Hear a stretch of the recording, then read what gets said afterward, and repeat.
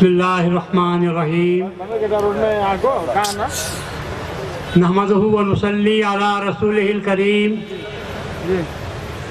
والمہدی الموعود علیہ الصلاۃ والتسلیم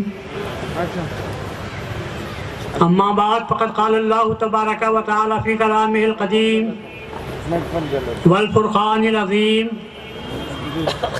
اعوذ باللہ من الشیطان الرجیم بسم اللہ الرحمن الرحیم وما ارسلناک الا رحمتا للعالمین برادران ملت، عزیز نوجوانوں، محترم خواتین، کافی دیر سے آپ رسول اللہ صلی اللہ علیہ وسلم کی میلاد کے تعلق سے عموماً اور رحمت للعالمین کے تعلق سے خصوصاً مختلف بیانات کو سنتے چلے آ رہے ہیں۔ مختلف مقررین نے رسول اللہ صلی اللہ علیہ وسلم کی تعریف کے تعلق سے اور خصوصاً رانی جو ہیں وہ انہوں نے بہت ہی تفصیل کے ساتھ آپ کے سامنے رسول اللہ صلی اللہ علیہ وسلم کی سیرت کو بیان کیا۔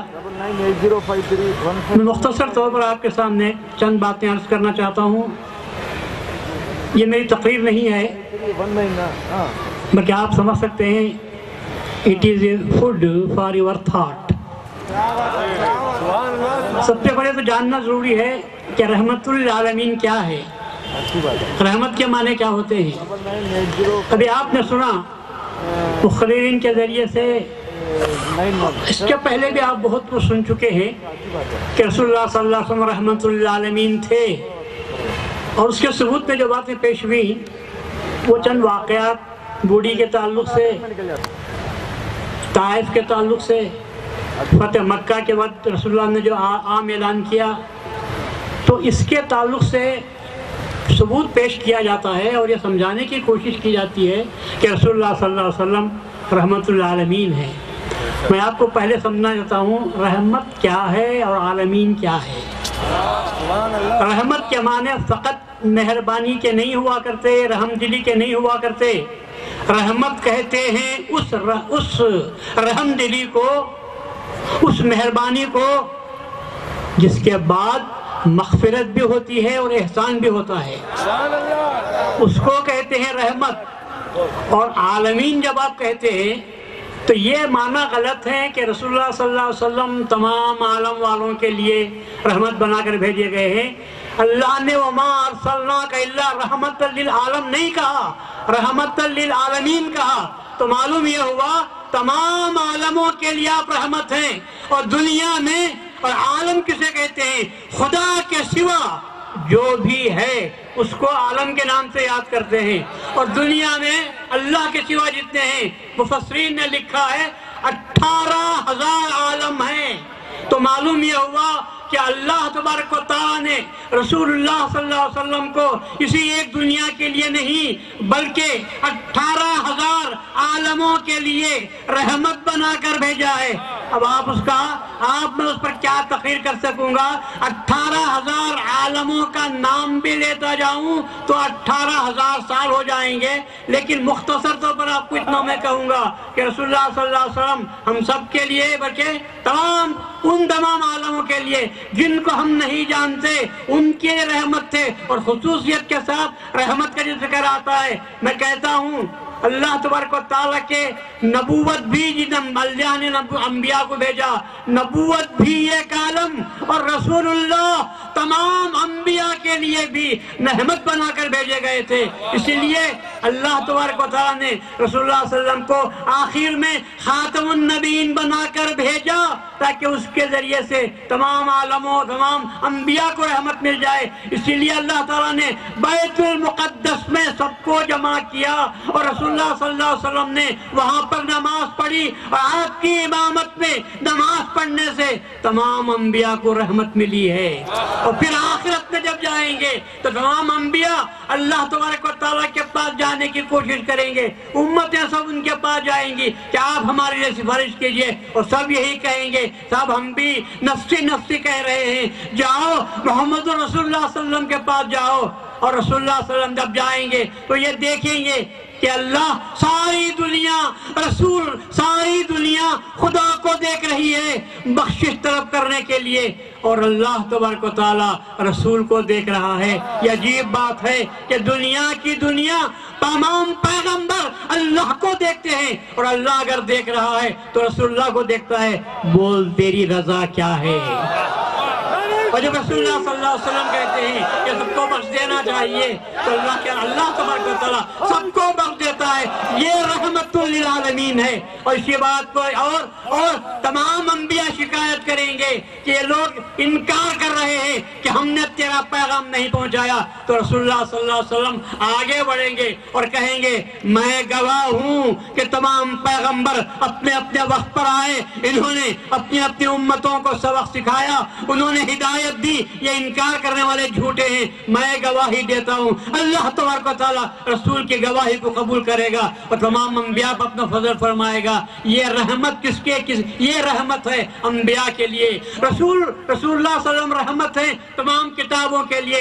جتنی کتابیں آئیں لوگوں نے کتابوں کے ساتھ کیا سلوک کیا، لوگوں نے تصحیف کر دی، تحریف کر دی، الفاظ کو چھیل کر رکھ دیا، عمل بھی نہیں کیا۔ رسول اللہ صلی اللہ علیہ وسلم تمام کی تصدیق کریں گے۔ آپ خود قرآن میں پڑھتے ہیں آمن الرسول بما انزل الیہ من ربہ والمؤمنون، سب کے سب جو ایمان لاتے ہیں ان تمام باتوں پر۔ اللہ تبارک و تعالیٰ نے کیا ہے، اللہ نے تبارک و تعالیٰ کہ تمام اللہ پر ایمان لاتے ہیں، کتابوں پر ایمان لاتے ہیں، پیغمبروں پر ایمان لاتے ہیں، تمام رسولوں پر ایمان لاتے ہیں، اور یہ کہتے ہیں کہ ہم سب پر ایمان لاتے ہیں۔ رسول اللہ صلی اللہ علیہ وسلم نے تمام کتابوں کو صحیح ثابت فرمایا اور یہ کہا یہ سب جھوٹے ہیں۔ تو گویا کتاب جو ایک عالم تھا کتابوں کا، رسول اللہ صلی اللہ علیہ وسلم اس کے لیے بھی رحمت بن کر آئے۔ اب ہم زندگی میں دیکھتے ہیں، یہ تو بندگی کی بات تھی، ہم زندگی میں دیکھتے ہیں تو رسول اللہ صلی اللہ علیہ وسلم کی ساری زندگی رحمت بنی ہوئی ہے۔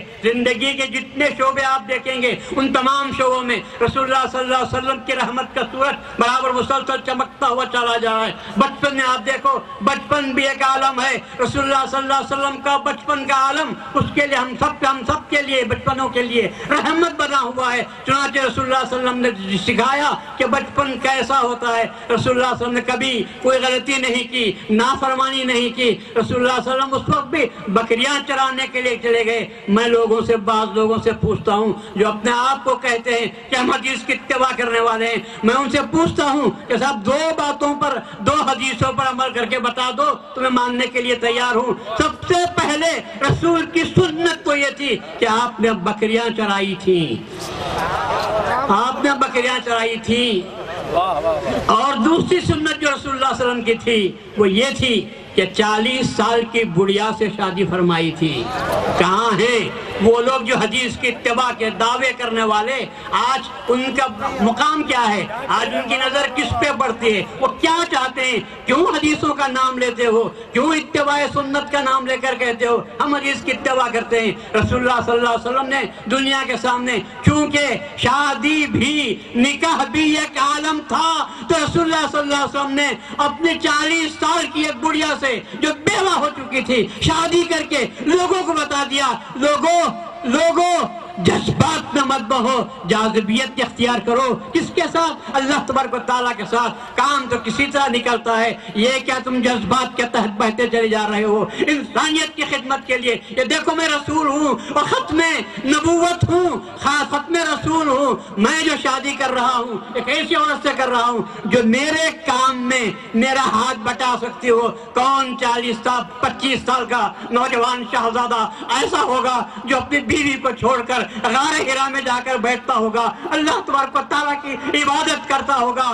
دن اور رات، اور تھوڑا سا سامان، تھوڑا سا ستو ساتھ رکھا ہوا ہے، ایک مشکیزہ پانی ہے، اور جا کر وہاں عبادت کر رہے ہیں؟ عبادت نہیں۔ اللہ تبارک و تعالیٰ نے رسول اللہ کو ہم کلامی کے لیے بلایا تھا، منصب نبوت کی تیاری کے لیے بلایا تھا۔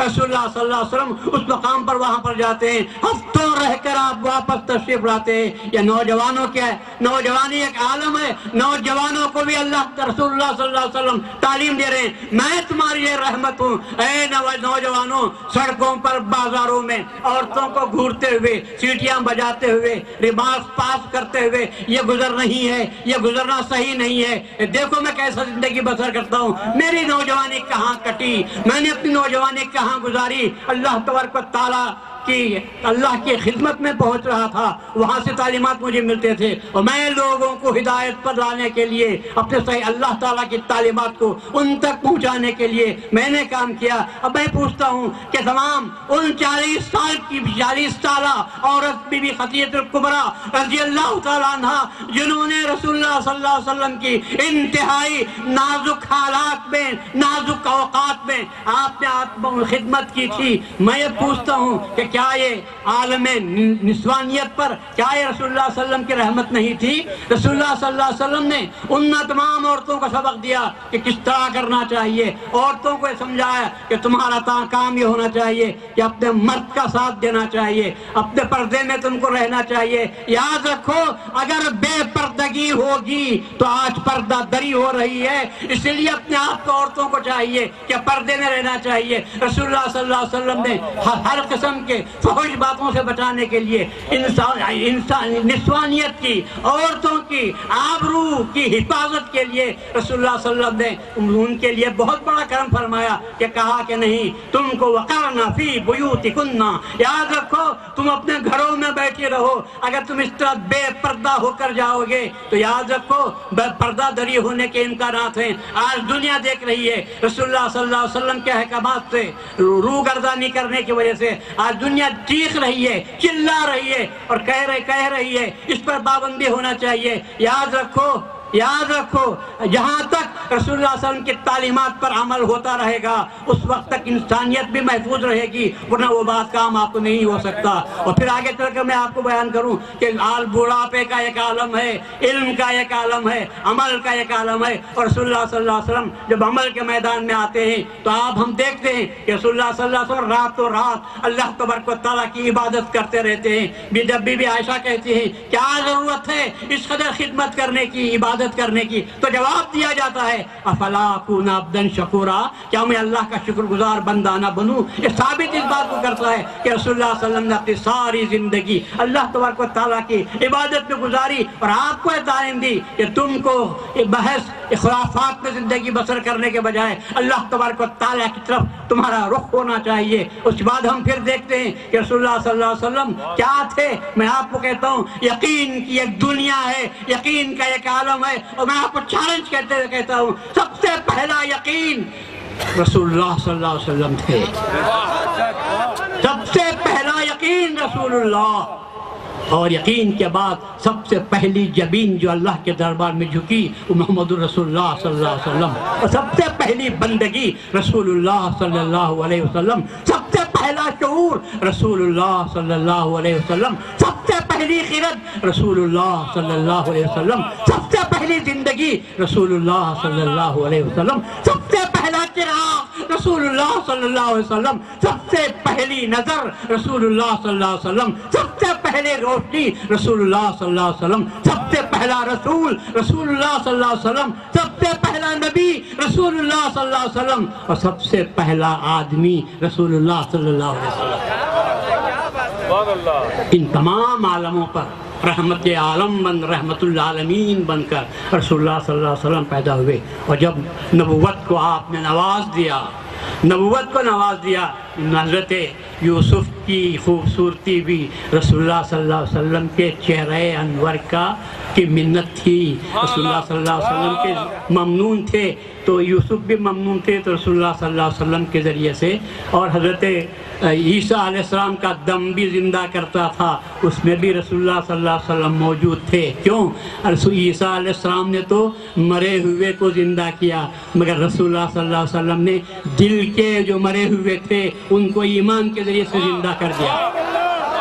ये बहुत मुश्किल बात थी, इसलिए कि सब कुछ हो सकता है। ईसा अलैहिस्सलाम ने तो अल्लाह से कह दिया था और लोगों से भी कह दिया कि नहीं, मुर्दे को जिंदा करना आसान है लेकिन अहमक को अक्लमंद बनाना मुश्किल है। रसूलुल्लाह सल्लल्लाहु अलैहि वसल्लम ने वो काम किया, कई अहमकों को आपने मुसलमान बना दिया।